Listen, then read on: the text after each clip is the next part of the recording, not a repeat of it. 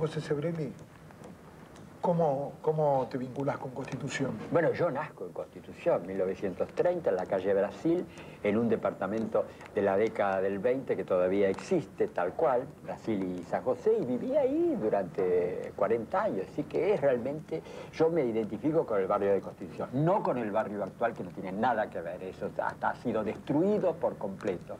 Lamentablemente yo no tengo lugar, no tengo un barrio con el que identificarse, porque esto ya no tiene nada que ver. Era un barrio muy interesante por la mezcla. Siempre fue un barrio como en decadencia, pero una decadencia muy refinada y elegante, porque había una mezcla de clases sociales y de grupos humanos. Por un lado, había sido un barrio que había intentado ser, como muchos barrios de Buenos Aires de comienzos del siglo, un barrio residencial con sus casas de profesionales, casas muy lindas y algunos departamentos estupendos que todavía quedan, ¿no? De los 20 y de los 30 y de los 40, estupendos departamentos. Era un barrio como de clase media.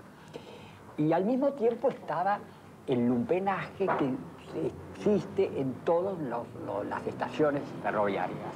Las estaciones ferroviarias en unas terminales, las terminales son como los puertos, que crean todo un mundo a su alrededor de cafetines y de casas de ropa venta, y toda una zona negra que se mueve, que hace su hábitat de la estación prostitución, mucho era el barrio número 1 en materia de prostitución, ambulante, y en fin, y toda esa marginación que le daba un colorido muy atractivo, mezclado con la clase media. Yo me acuerdo que las amas de casa iban al famoso Mercado del Sur a la mañana, un mercado muy importante ya destruido, iban a la mañana y se mezclaban, ahí señoras de clase media se mezclaban con las prostitutas que iban a levantar al mercado. Y era una cosa muy... Y aparte estaba también la clase alta, que tomaba el tren en la estación. La estación no es nada que ver con la actual, era una estación inglesa refinadísima, con una confitería de mármol, con una librería importante, con libros ingleses, eso